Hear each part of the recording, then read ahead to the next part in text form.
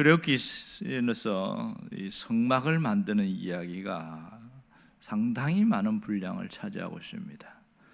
이 출애굽기를 읽는 독자들에게 난코스가 바로 이 부분입니다. 출애굽기를 읽을 때마다 느낀 것이 성막은 너무 양이 많은데 사람들이 난코스로 여기는 이유는 일단은 무슨 뜻인지 이해가 안 됩니다. 그래서 지루합니다.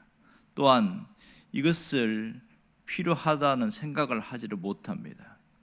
그런 것 때문에 성막을까지 오다가 지쳐서 성경 읽기를 중단하는 사람들이 굉장히 많습니다. 하지만 이 성막의 부분을 자세히 들여다보면 상당히 중요하다는 것을 알 수 있습니다. 오늘 이 성막은 두 개의 부분으로 나눠져 있는데 전반부와 후반부로 있는데 전반부는 25장부터 31장까지 나와 있고 후반부는 35장부터 40장까지 있습니다. 무엇이 다르냐? 전반부는 성막의 설계도를 주신 것으로 되어 있고 후반부는 그 성막의 설계도를 어떻게 만들어 갔는가 하는 과정을 적어놨습니다. 같은 내용이 반복되는 부분이 상당히 많습니다. 그래서 더 지루하게 느낄 수밖에 없지요. 자, 오늘 이 본문은 성막을 제작하는 과정이 이제 나오기 시작하는데요. 먼저 하나님께서 모세에게 명령을 하셨고 또 그 성막을 제작하는 과정이 이제 자세히 이어지는데 이 36장에서는 성막의 껍데기를 만드는 내용들이고 37장부터는 성막의 그 내용물을 만드는 것으로 이어집니다. 그러니까 37장과 38장에서는 그 내용물이 자세하게 나오고 있습니다. 자, 그러니까 껍데기라는 것은 뭐 휘장이나 널판이나 덮개나 뭐 이런 얘기가 되겠죠. 그 내용물은 우리가 잘 아는 대로 뭐 번제단부터 시작해서 물두멍, 그 안에도 성막 안에 들어갔을 때 있는 뭐 여러 가지 등대 이런 것들이 있습니다. 성막의 이야기가 26장과 36장이 정말 비슷합니다. 그래서 이 내용들이 왜 굳이 반복을 할까? 브살렐과 오홀리압을 통해서 하는 이야기도 똑같고 성막을 만들어나가는 내용도 똑같고 그렇게 두 번이나 반복해서 어쩌면 우리가 읽는 우리로 하여금 너무나 지루하게 만드는 가끔 그런 경향이 있습니다. 이것은 구약에서도 보면 특별히 두 번 나오는 것은 굉장히 중요하다는 뜻이고 강조를 하고 있다는 것을 알 수가 있습니다. 여기서 지금 성막을 만드는데 희한한 것은 8절부터 이어지면 우리가 봤을 때는 제일 성막에서 중요한 게 지성소에 있는 법궤라고 생각되어지는데 처음 만든 것이 뭐냐면 휘장이었어요. 휘장을 만들고 또 그 연결고리를 만들고 그러니까 덮개 함께 그리고 세 번째는 그 띠를 만들고 뭐 그렇게 널판을 만들고 뭐 이렇게 이야기라고 나옵니다. 자, 그러니까 이 내용들이 보면 자세하게 보면 무슨 말인지 잘 이해가 안 될 만큼 어렵습니다. 근데 36장의 내용은 제일 먼저는 휘장이 나오고 있습니다. 그러니까 휘장이 9절부터 13절까지가 나오고 14절부터 19절까지는 휘장을 연결할 고리와 덮개를 만드는 것이 나오고요. 또 그리고 20절부터 30절은 성막을 세울 수 있는 널판을 만드는 이야기가 나오고 그리고 30절부터 34절까지는 띠를 만드는 이야기 뭐 이렇게 계속 연결되고 있습니다. 자, 그러면 휘장이 어떻게 됐냐? 우리는 휘장하면 성소와 지성소 사이의 가림막 정도만 생각을 하는데 사실은 성막에서 휘장은 세 종류입니다.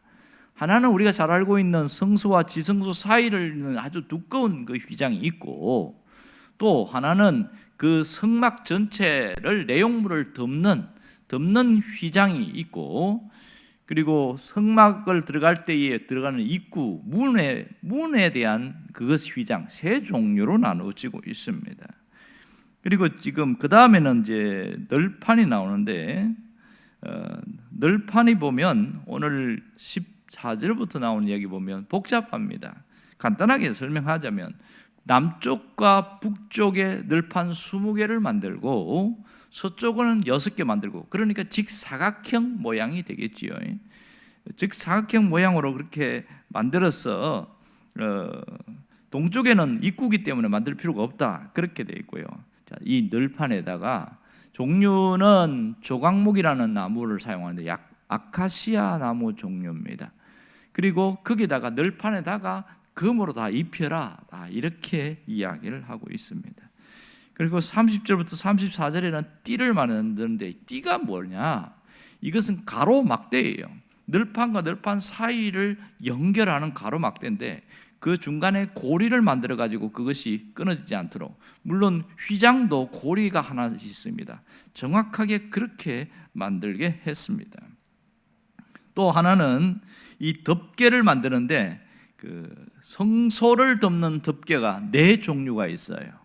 그러니까 성소에서 천장을 보면 청색, 자색, 홍색 실로 수놓은 그 아름다운 천사들이, 그룹 천사들이 이렇게 있는 모습이 천장을 보면 보이도록 그렇게 해놨고, 그게 첫 번째 덮개고요. 덮개의 두 번째는 바로 그 염소털 가죽을 사용하도록 했습니다. 이 염소털 가죽은 비바람을 막아줍니다. 아주 비가 오거나 바람이 올 때 들어오지 않게 하는 이야기. 그 세 번째는 수양의 가죽을 덮개로 만들었습니다. 그게 19절에 나오는 내용이고요. 그리고 네 번째는, 마지막 덮개는 해달의 가죽입니다. 해달의 가죽이 좀 약간 반점이 있고 거무직직하고 별로 그렇게 모양은 좋지는 않습니다. 해달의 가죽은 방수 효과가 있는데요. 해달이 뭐냐? 돌고래를 이야기합니다. 어떤 분은 바다 표범이라고 말하기도 하는데, 당시에 지중해에서 돌고래들이 나오는데, 이것은 애굽에 있는 귀족들과 어떤 돈 많은 사람들만 갖고 있는 그런 것들이었는데, 출애굽할 때에 이런 것들을 내주었다는 거예요. 희한한 일이지요. 그래서 그걸 가지고 마지막 네 번째까지 이렇게 덮게 해서 그 성소의 덮개는 4종류로 되어 있다, 이것을 알 수 있고요. 그 다음에 이제 옆에 세우는 늘판들을 만드는데, 레바논의 백향목을 쓰지 않았다는 게 놀라운 특징입니다. 솔로몬 성전에서는 보면 거의 다 나무는 백향목이었습니다.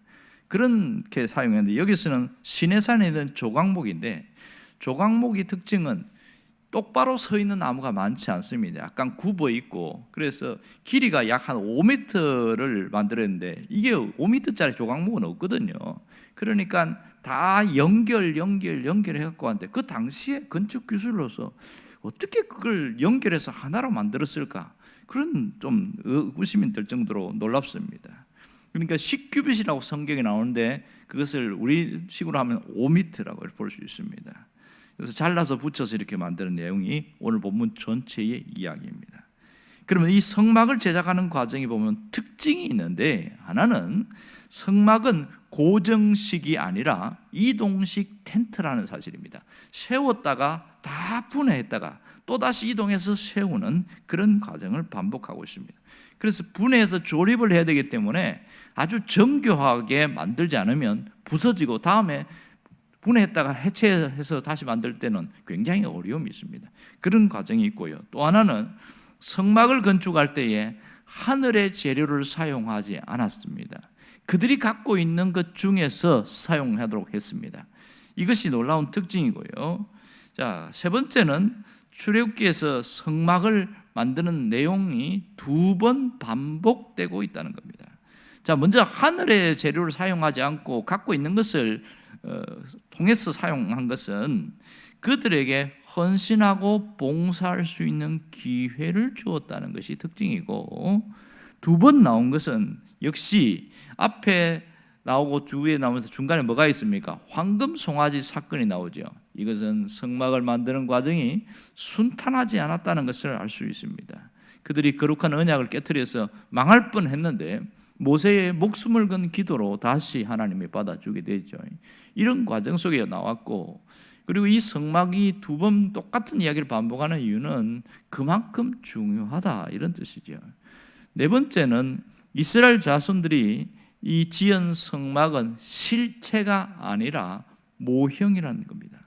하늘에 있는 것을 모형을 본땄다는 것이 특징입니다. 그럼 왜 성막을 짓게 했을까? 이것은 하나님이 그들과 함께 한다는 것을 가시적으로 보여주는 내용이라고 할 수 있습니다.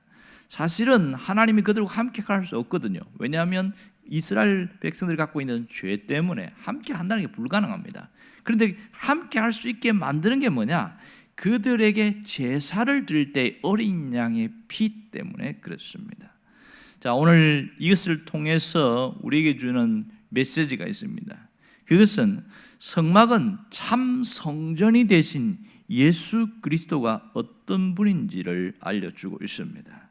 그러니까 여기 나오는 성막이나 휘장은 다 그리스도를 상징하고 있습니다. 두 번째는 하나님의 성막은 하나님의 성품을 보여주고 있는데요. 어떤 성품이냐면 하나님의 겸손함입니다. 겸손한 성품을 보여주고 있고, 세 번째는 성막은 하나님의 영광을 담는 그릇이다, 이것을 알게 합니다. 그러니까 하나의 성막은 하나의 상징인데, 하나님은 하늘에 계시고 하나님은 하나님의 보좌에 계시는 분이고요, 천사들이 받들고 있음에도 불구하고 그 좁은 성막 안에 하나님이 오시겠다고 한 것은 그들에게 함께 하는데 하나님의 영광을 드러내고 그 영광을 바라보면서 살게 하려는 것이죠. 여러분, 예수님이 이 완성된 성막으로 이 땅에 오셨다는 것을 잘 알아야 됩니다. 사실은 그 모양은 굉장히 초라했습니다. 마치 성막의 덮개가 겉에서 보면 별것 아닌 것처럼 초라하게 보이지만 그 속에는 하나님의 영광이 있다는 것을 알 수 있습니다. 이 하나님의 영광이 계셨고 결국 성막은 예수님과 동일시 되는데 그분이 하나님이시라는 것고 또 그분이 우리와 함께 하셨다는 것, 이것이 놀라운 특징이지요. 결국 구약의 성막은 신약의 교회와 연결되는 것을 알 수 있습니다.